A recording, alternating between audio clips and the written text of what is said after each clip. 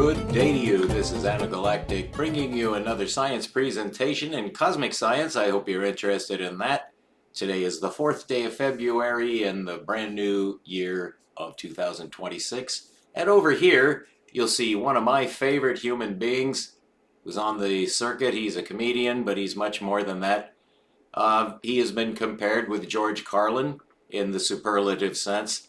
There is nobody like Dave Chappelle. In this shot, he is being interviewed by none other than Joe Rogan, the former mixed martial arts fighter, who has become something of a rage. I think he's quite a unique man, and I certainly like him. But Dave Chappelle is the perfect guest. And Dave Chappelle is one of my two favorite people in a quick review of my current favorite living people. He's much younger, about roughly half the age of the other man I admire, whom I'd like to mention now. A man who has been given the title Sir in England, Sir Roger Penrose, who was recently interviewed on the Kurt Mungle show. And I watched both of these interviews. Joe Rogan, who's quite a, I guess you could say, heroic figure to many, interviewing Dave Chappelle, who is definitely a heroic figure to me. And then you have Kurt Mungle, whom I consider the very finest science interviewer on the YouTube circuit. He has his own station, has for a long time, and I have praised this man to the skies because most of these science presenters are shysters, as you're probably well aware. Now, when you're interviewing Sir Roger Penrose, you are interviewing a living legend, a Nobel Prize laureate who earned the title Sir according to the great nation of England, and Sir Roger Penrose is certainly one of my heroes. Recently, Kurt Mungle, the reason I mention these two men is that Sir Roger Penrose was also interviewed not by Joe Rogan, but by a man that Joe Rogan launched to stardom. Joe Rogan is roughly similar to Johnny Carson in his ability to get careers really going, because Joe Rogan has an enormously popular podcast. He got Lex Fridman his start, and Lex Fridman is now right at the top. I don't like Lex Fridman, not in the slightest degree, because of his political leanings, which are, strictly speaking, I can't tell you exactly what I think of him. I have gotten a warning from YouTube for a video that I released months ago, and this really surprised me because for a while, really after Israel began its genocidal campaign, I found myself capable of making statements that could be misinterpreted as anti-Semitic. But what YouTube caught me on just within the past week, they just simply announced, we're giving you a warning. A warning is not greatly serious, but you don't want to get two. The second one is a strike, and I've never gone to a strike. I have gotten a warning before. When I first began my YouTubing career about, coming up on 4 years ago, I was given a warning because in those days I drank an enormous amount of beer for my size. I would have to put it about a 6-pack, and then I would give my science presentations. I did that for almost a year.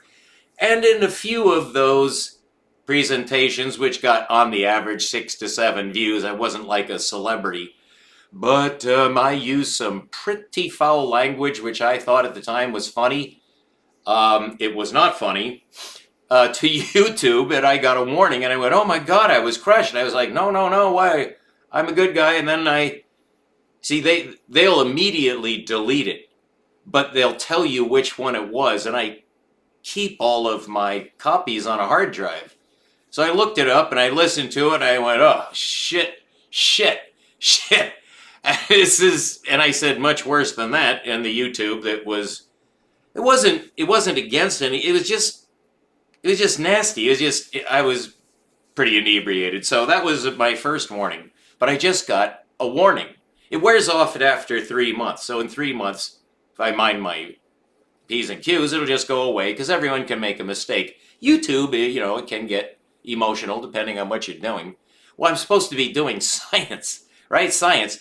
Well, now that the war has started against Iran, I've given some political videos. And it's just a matter of time before perhaps, I actually. You don't want to be in the country that is guilty of international war crimes, as the United States clearly is, but you don't want to keep saying that while your own country is the aggressor, because they really don't like bad press when they're, in this case, attacking Iran. So, I mean, that's not really science. And I've made a lot of excuses for why I've covered this kind of stuff. The Israeli Gaza, the Israeli, comes up in the UN. That really got me pumped. I never got a warning for that.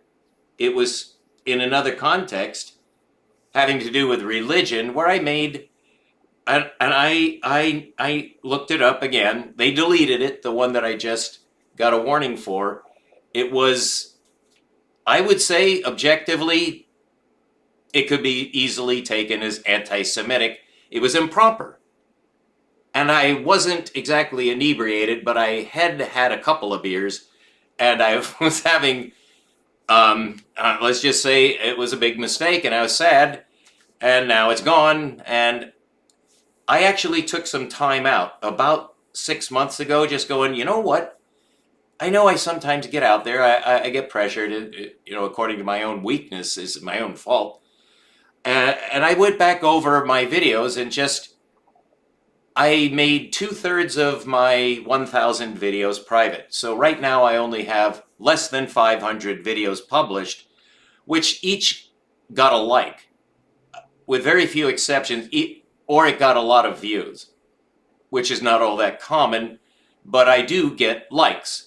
Up to as many as 2 likes, although in 1 or 2 videos I got more than 2 likes, but never more than 10. I'm not a big player, but I've been forced, really, by a combination of my conscience and circumstances to review what am I doing, because I've begun a religious series that's kind of off and on. Religion that's not normally considered science. So it's almost like false advertising, unless I'm like schizoid, and which I think all people are essentially, or you wouldn't be human. So, religion, okay, I added that because I said that I have discovered that religion and science are related. Well, that's wonderful, but I'm not sure it came out as well as I might have liked, because I concentrate, of course, on Israel. Now then, you have the political thing, which is not exactly religion, and now there's a war that the United States is starting with Iran, which I claim has been going on for decades, and now it's leading to World War III. Is that really something I need to be broadcasting on YouTube? I would have to say, as I have been forced to say to myself, no. So I'm announcing here a complete change of mind, a complete change of venue, a complete change of heart, back to my original platform, which is cosmic science. Essentially, astronomy and deep space science, astrophysics, all the stuff we like to hear about because we just discovered the universe a century ago. So it is pertinent to, it's scientific. I do take but all I had wanted to present on my own behalf was a new geometry that I discovered with a new number system. Actually, it's about the circle, which is not exactly new, and it's about proportional numbers, which are not exactly new. It's about the sphere, not at all a new concept to anybody, and about binary numbers being 2-component numbers. And none of this is new. It's just that I discovered the connection between the two. The world's first intrinsic geometry. It's not extrinsic, which is what Euclidean space is. 0D is the point, 1D is the line, 2D is the plane, which is where human physiology comes in. We do see a flat screen image. And then 3D, which makes cubic space. But using planar geometry, you can extend that to 3D and do miracles in computation. That's been extended to 4D, on which Sir Roger Penrose just recently, in his most recent interview with Sir Roger Penrose, that has come up. And I am going to be covering that video because it's Sir Roger Penrose for one thing, but it's MANl interviewing for another thing. But it touches on what I discovered, which is the clincher for me. So I'm going to return to that theme. I'm not going to cover the war, and I'm not going to cover religion, except I haven't decided yet, but it will be completely separate, and it'll be well displayed that if you're not interested in my coverage of religion, you will not have to worry about it. But I will be going back to my coverage of geometry. Not really even quantum mechanics or astrophysics, to which I found out my geometry applies. So that's a lot of venue for a little man. I work alone. I've lived alone for 16 years. I've been celibate for 16 years. Actually, 18 years, because 17 years ago, my wife had contracted incurable cancer at the age of 27, and it was diagnosed then, and she died when she was 28, just before her 29th birthday. We had been married for 7 years. I had known her for 10 years. But after she died, I lost my mind, and it hasn't come back. I am literally in a state of crisis at all times. But I'm not suicidal. I don't feel like I am a threat to myself, but I have consistently drunk averaging it out, about a 6-pack of beer every 2 days. Because sometimes I don't drink any beer at all. But if I do drink a beer, I drink a 6-pack. Except over the past year, because my health is failing. I'm 71 years old. I know I don't look it, but I am. So the announcement I'm making today for the benefit of my station and anybody who's been tuning in, and I do have some devoted followers, less than 10, but hey, it's a start. After 4 years, I do get some attention. A lot less than I would like, but that's pretty common on YouTube. You want more and more attention. Well, why do I want more attention? I'm not trying to get money, although I should be. So the long and short of it is I have a brand new brand for my station. It's going to be featuring the moon, and I'll show you what I mean by that. And there she is, that old devil moon. She is certainly beautiful, is she not? Even in a black and white portrait, and there really is not much advantage to having a color shot of the moon. There is the moon that we are familiar with from youth. All children get a chance to see the moon. They never forget it. Why do I think that's so significant? Well, first of all, that does look like a perfect circle. And of course, it is a perfect sphere in the geometric sense. The perfection of the surface is nowhere to be found, although you will see in the lower part, those are called mare. I believe this is actually an inverted image of the moon, so that those would normally be up on top. But it doesn't really matter because the moon's the moon, unless you're studying the surface, which very few of us do. But those are inexplicable formations. There's no way to explain yet why there are these flat surfaces on the moon which have no crater marks. Very few. There have been some small crater impacts in the mare, but the rest of the moon is just covered with craters. It's just completely covered with craters. And to go to the so-called dark side of the moon, which is tidally locked away from the view from Earth, it's nothing but craters, although there's footnotes to everything. And I've been researching this. I've also been researching the geology of Venus and the geology of Mercury. And holy Toledo, is it an eye-opener?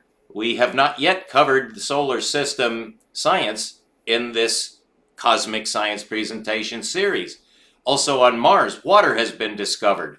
Not only that, but it's now known, it's been proved, there was oceanic water. It used to be covered with water. And that fits in with a certain theme about what happened in the solar system about 10,000 years ago, which affected at least 3 planets, but now it's fairly well decided that it affected all the planets and all the satellites of all the planets. Something exploded. And it could very well be that that was the object in the asteroid belt of today, which is in between the orbit of Mars and the orbit of Jupiter, has a very pronounced asteroid belt, which I believe you've almost certainly heard of. But how did that get there? That's never been explained. Kepler was very interested in that. Anyone who's interested in solar system, I guess you would say geology, would like to know where those asteroids came from. Nobody yet knows where comets come from, which are quite different. And there are some theories from the young Earth creationists and the design creationists who basically are simply following what they were taught in Genesis about the flood, which is a very strange historical fact that for thousands of years the flood was known about. And yet you would have to ask yourself, how did anybody know that there was a flood? It's in the Bible, it's in the prophecies documented in the early chapters of Genesis. Well, this goes to the religious side. Well, that's where science and religion overlap. So I will be covering flood geology as it affects Mars, as it may have actually originated in the asteroid belt. It affected Venus, which has craters on its surface, and Mercury, which not only is completely covered with craters, although there are a few layers of graphite which are shiny and dark, and they're small, but they're very well known. And Mercury is leaving a hundreds of kilometers, hundreds of millions of kilometers long trail of sodium. And that's being studied now. The question is, was Mars destroyed by the same explosion that caused the flood on Earth? The flood is now known, it's been proved in science. That was 10,000 years ago. It was not millions and millions of years ago, which brings up a very interesting question affecting the evolutionist platform, a highly unscientific but highly government-supported propaganda program basically to counteract the effects of religion in the United States, so the United States could be brain dead enough to support Israel and attack Iran. So thank you very much for tuning into this station where I try to give you the truth that you're simply not going to get anywhere else. But now I have to pull in my horns. I have to just, slow down, ho, ho, ho, Dasher, Dancer, Prancer, and Vixen. I can't do it anymore because I'm running out of steam. And I do have health issues. I feel fairly good, but I do have 2 debilitating diseases that are being treated with medication so far successful. I won't go into that because I'm not looking for pity. I'm certainly not looking for money. What am I looking for? Promulgation of truth. This helps me. It's good therapy for me. And I've been keeping very busy studying astrophysics and geometry and, in fact, mathematics. I finally learned the calculus. I learned everything that I need to know to understand the Einstein field equation, the Einstein energy equation, the Schrödinger wave equation, both time-dependent and time-independent, and, of course, Paul Dirac's virtually non-understandable, although I understand it perfectly, Paul Dirac's wave equation that is relativistic. So all of that is being covered, first of all, by my hero, MANl, who interviewed, not only did he interview Sir Roger Penrose, what I wanted to say is recently he interviewed a most fascinating scientist by the name of Neil Turok, one of the most eloquent expositors of science I have ever heard in my life. And I did not know this man existed really, although I have heard him speak before. MANl interviewed Neil Turok, who has discovered the exact match from his side of science that validates my new geometry. So I'm just saying, just out into the ether, so to speak, it's time for me to talk with Neil Turok on the MANl show so that we can put our minds together so I can help him become world famous as the greatest discoverer of all time. He will not be known at all unless he talks with me. And I don't have anything to gain, although, of course, you know I'm lying. I have everything to gain. All right, keep looking up. We'll be back later with real science. Thank you so much. We'll be right back.